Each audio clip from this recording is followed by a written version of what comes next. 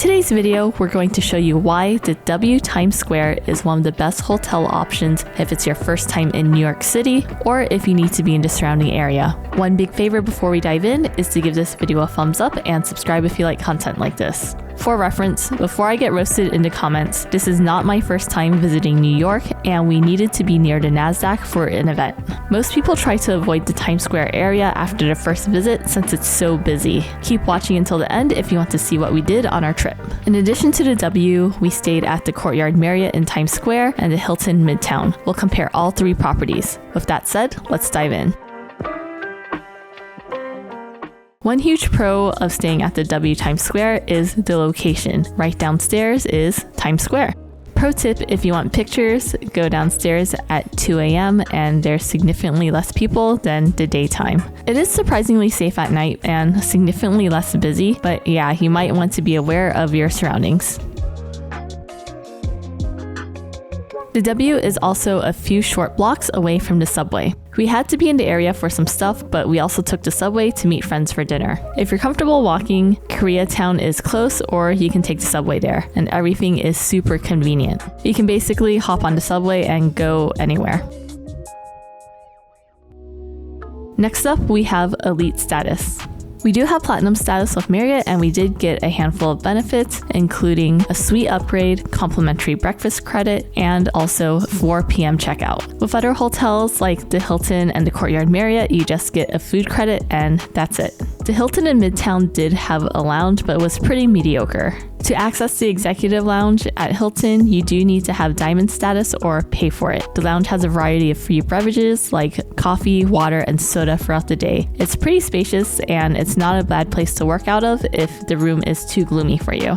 As a contrast, the W Hotel does not have an executive lounge. One of the benefits of having diamond status is that you do get a $35 food and beverage credit per night, and what we ended up getting, because we already have lounge access, so breakfast is taken care of. By the way, the retail price of the Continental Breakfast Buffet is $29.99, so that already saves $30 if you do have status. Nothing in the market really seemed that appealing, and it was also very overpriced. For example, a bottle of water was $3.85 as opposed to being complimentary in the lounge, so we ended up just getting some breakfast sandwiches, which were $14 each.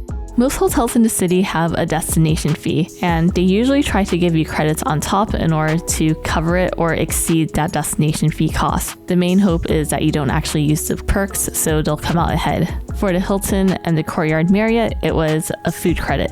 Since the W is a city hotel, there is a $30 destination fee. In order to maximize it, especially if you are a tourist or if you like doing touristy things here, ask for the tickets. Right off the bat, the $30 destination fee does include a $30 credit to use at the bar. So even if you don't use anything else on the list, you do break even that way. So definitely go to the bar and use it. If you're more adventurous, you do get access to a New York City activity, and that one this time around is 2 tickets to the Guggenheim Museum. We have been in the past and tickets were a little pricey, so I think if the Guggenheim is on your list, definitely check it out. There's also access to Temple Gym. I've never heard of it before, but the front desk says it was really nice. So you get 2 passes daily there. Although there is a gym on site, I'm actually curious to check it out to see if it's on par or not with Equinox. Location-wise, if it's your first time in New York and you love Times Square, it's in the heart of Times Square and plenty of activities, and the subway station is right downstairs. If it's not your first time in New York, most people try avoiding the Times Square area because it's very hectic. Okay, let's go explore the rest of New York and some of the property. For breakfast, you do have to ask the front desk for vouchers, especially if you do have platinum status and above. It covers basic continental breakfast, so nothing spectacular or out of the ordinary. The only thing I really cared about was the coffee. So as long as there's free coffee, we are good to go. Sebastian got some croissants and juice. Breakfast can definitely be approved just because at the W in San Francisco, there are at least like eggs or some type of protein on the menu. So yeah, breakfast is very weak at this hotel. Don't have high expectations. But the good part is you are in the middle of Times Square, so lots of options outside the door. On that note, if you want to learn more about cards that give you automatic elite status, like the Marriott Bonvoy Brilliant that gives you automatic platinum status, I'll leave a link down below. Using those links really supports the channel, so thank you in advance. We're mostly in New York City for the event and to hang out with friends, and the bar downstairs is kind of a vibe. It's a nice place to hang out and there's tons of room. We ended up going to a friend's hotel at the Edition Times Square, which was also nice, and we played cards. Here's Sebi winning the game. It was super fun. As a contrast, the lobby at the Hilton was pretty sterile and it was constantly busy and pretty noisy. The Courtyard Marriott was a little too quiet and it was also pretty small. For room upgrades, your mileage may vary based on the occupancy of the hotel and if you have elite status. We have diamond status with Hilton and we didn't really get an upgrade. The hotel was also going to be at high occupancy the day we were checking out, so we only received 12:30 p.m. checkout. For the Courtyard Marriott, we did not receive an upgrade as well. However, at the W, we did get upgraded to a suite. At all three hotels, we were only staying one night. Nicer hotel brands tend to be more customer focused. Even if we didn't get an upgrade, since we didn't expect one, customer service was genuinely really good. The front desk was really friendly. The Courtyard was also nice, but Hilton felt like a machine. All right, let's dive into the room tours to compare them.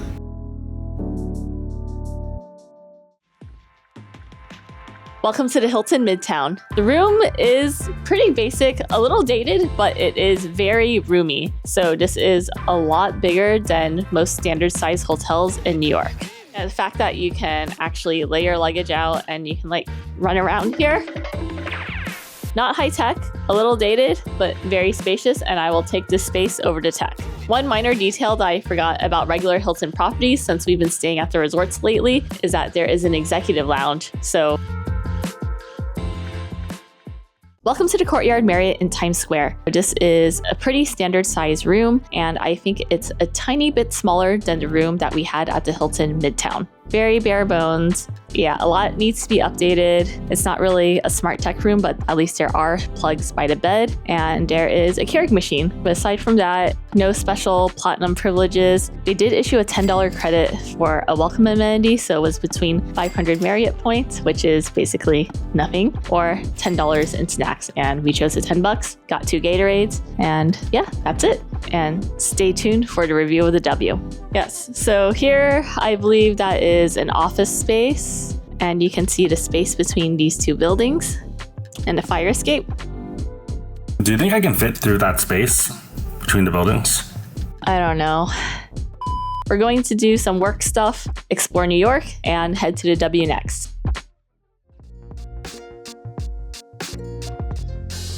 Welcome to the W Times Square. Let's take a look at the view. So this is part of Times Square. I think the better view is probably on the other side of the hotel or facing the Times Square street. We do have platinum status with Marriott Bonvoy, and we're also only staying one night since this is a quick work trip, and they upgraded us to a suite. So it's pretty cool. So all of the suites, at least this one, is on the higher level. So there's 3 sets of elevators, and this one's on the very back, so on the 34th floor. Try this out. Oh, the couch isn't bad. Nice and comfy. It is a pull-out bed. Nice large TV, nicer than 2 previous ones we had in New York. Cute little selection of magazines and complimentary water on the bottom. Over here is the paid minibar. Cookies are $12. It's an expensive cookie. Are they crumble? Energy drinks are $9 and nuts are $14. There is a CVS around the corner, so if you don't mind getting snacks yourself, it's probably significantly cheaper there. This is probably a weighted fridge. Is there a coffee machine? Wait, what? Wait, there's a minibar but no coffee machine? Oh, wait. So no coffee machine in this room. Welcome to the bedroom area. The king-size bed, little lounger here. You can hear the construction from the 34th floor. So there is some construction on the street right now. And yeah, the windows are not that big.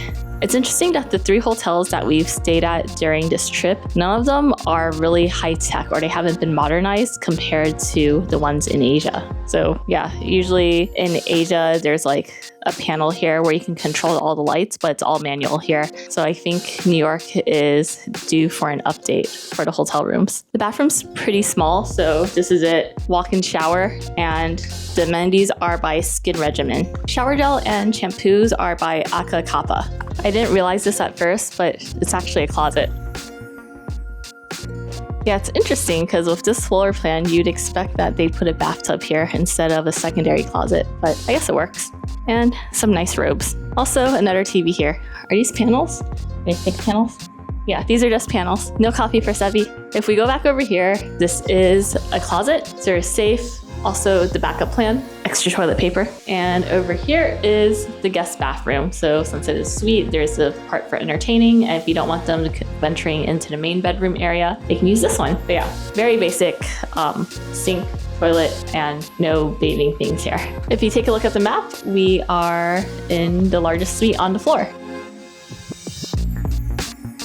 Finally, let's talk about the vibes of each hotel. The Hilton felt very corporate, so if you're there for a convention, meetings, or if you're in New York with your family. Courtyard Marriott was a very outdated and cozy vibe. In contrast, the W had a nice cool vibe to it, and I definitely stay here again even if we only had a normal room.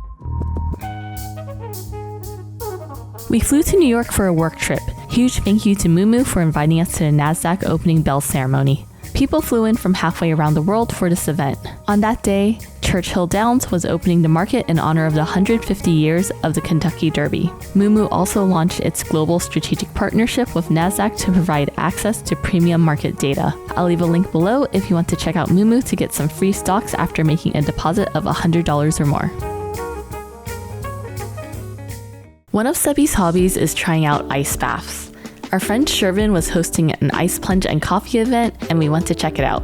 He tried several different brands of ice baths, and somehow he managed to stay in one for 8 minutes. For dinner, we met up with some friends at the cafeteria. The must-get item here is the pork chop.